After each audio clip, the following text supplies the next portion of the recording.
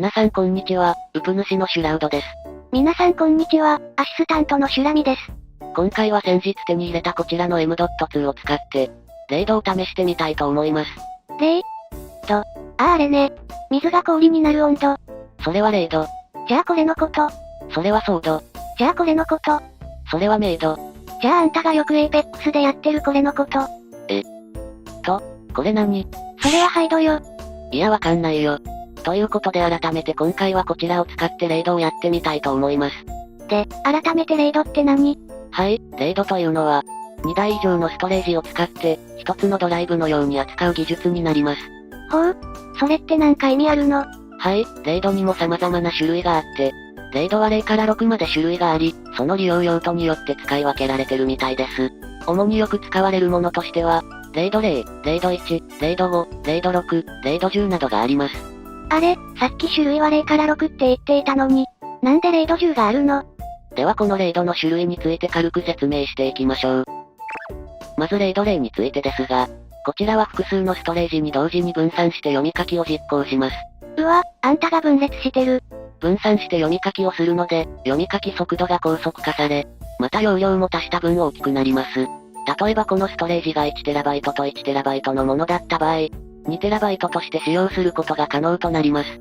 ほう、読み書きも速くなるし、容量も大きくなるならこの0度0っていいわね。ただし難点もあって、分散して読み書きをしているので、片方のストレージが壊れてしまうと元のファイルも使えなくなってしまいます。ああなるほど、それは確かに難点ね。です。で、この0度0はストライピングとも呼ばれております。はい、ここテストに出るから覚えておいてね。では続いて、次に0度1についてですが、0度1では複数のストレージに同時にデータを書き込むことで、耐久性に特化させています。なので、読み書きの速度は1枚のストレージ速度と変わりませんし、また容量については 1TB と 1TB を使っても 1TB にしかなりません。なんと 1+1 が1なんですね。まあつまりバックアップとして使ってるってことだから仕方ない気もするわね。シュラミちゃん今なんて言いました？バックアップとして使ってるから。そうなんです。この0度1は同時に書き込みをしているので、例えば片方のストレージが壊れたとしても、もう片方のストレージが生きていればファイルは生存してるんですよね。なるほど、大事なファイルなんかはこっちの方がいいわね。そうですね。で、こちらの0度1のことをミラーリングと呼びますので、テストに出るから覚えておいてください。やだー。シュラララ。ということで0度0と0度1について説明いたしました。で、主に使われるものの残りが0度5と6と10なんですが、0度5と0度6は私もよくわからないので、今回は省略します。省略って？いや私よりわかりやすい解説ページがいっぱいあるので。で、0度の種類が6までしかないって最初に言っていたのに、なんで10があるのよ。はい、それなんですが、シュラミちゃんさっきの0度0と0度1、使うならどっちがいいですか？0度0は容量も足した分多くなって読み書きも早くなるし、でも壊れたら元のファイルは使えなくなるわけだし、ミラーリングなら大事なファイルをバックアップしておけるし、でも 1+1 が1になっちゃうし悩ましいわね。そんなシュラミちゃんのためにご用意したのがこちら、0度10になります。0度 10？ はい、正確には0度1+0って感じですね。ただ、これをやるにはストレージが最低でも4つは必要となるので、かなりコストはかかってしまいますね。ちなみに0度01っていうのも存在するみたいです。4つのストレージが必要とかかなり大変ね。ということで、私の簡単0度講座はここまで。では続いてどうやって0度を組むのかやってみましょう。今回の検証機はこちらになります。ではこちらの M.2 スロット2箇所に M.2 を2枚セットしていきます。こちらが1枚目。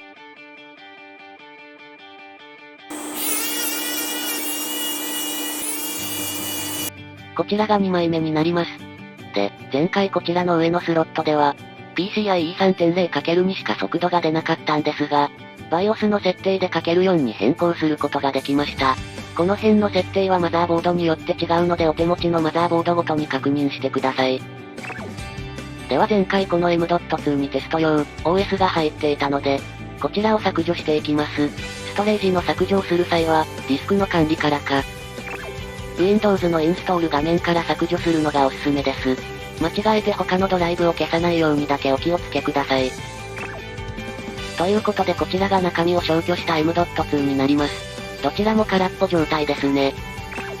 レイドを組む前にそれぞれのベンチマークを測っていきます。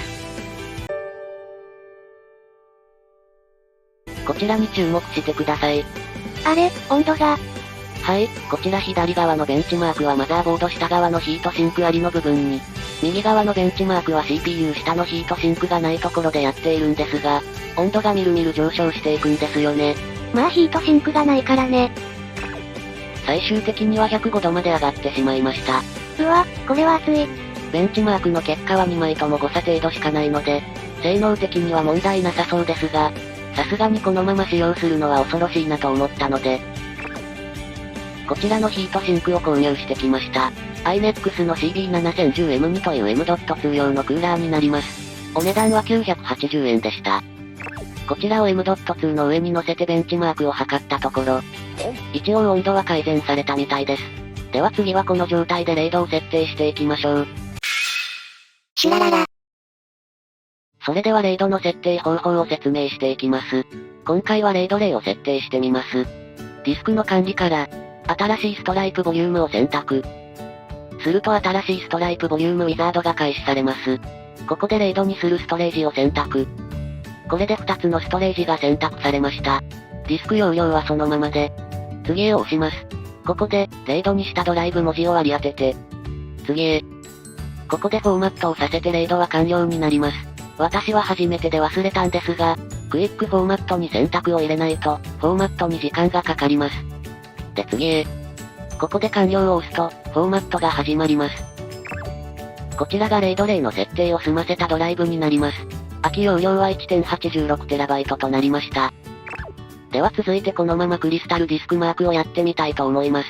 0度0ってことは読み書きが早くなってるのよね。ですね、元々の読み込みが 3500MB 毎秒で、書き込みが 3200MB 毎秒なので、それよりは早く、なってあれ 3500MB 毎秒の 3200MB毎秒。気持ち早くなってそうだけど。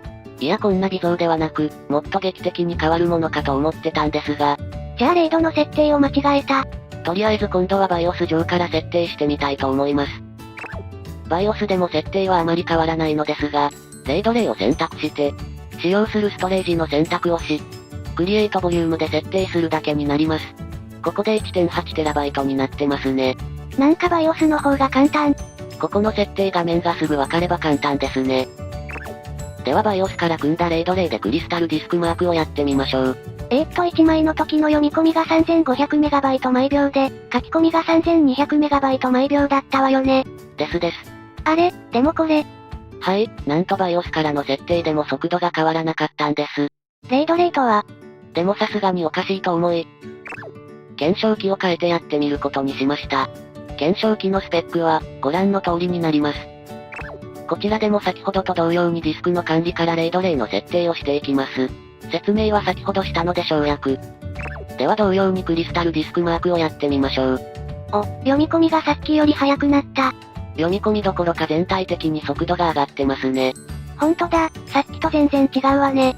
ということで最終結果がこちら。ちなみに1枚での速度はこんな感じでした。こう見ると落ちてるところもあるけど、全体的にはかなり上がっているわね。そうですね、これが0度0になります。どちらか一方のストレージが壊れてしまったら、元のファイルが使えなくなってしまうので、耐久面的に良いのかどうかわかりませんが、こういった使い方もあるってことですね。ちなみにベンチマークの速度は上がってますが、あまり大きなファイルがなかったので、体感で速くなったかどうかはよくわかりません。ダメじゃん。シュラララ。はい、ということで今回は、0度初心者が0度初心者のために作った0度動画でした。いや0度と初心者使いすぎ。いやだって0度とかやったことがなかったので、自分自身で色々調べながら今回やってみました。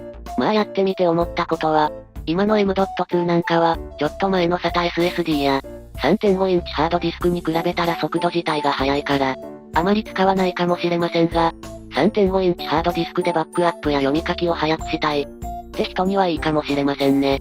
もちろん、動画ファイルとかで大きいファイルを、M.2 の0度0で超高速転送なんかにもいいかもしれませんが、とりあえず今の私にはそこまでの速度は必要ないかなって思いました。まあこればっかりは使用する人によって、用途が様々だろうから、どれが正解なんてないんだろうけどね。ですね。ということで、今回もご視聴いただき、ありがとうございました。シュラララじゃんけん。じゃんけん。ポン。またね。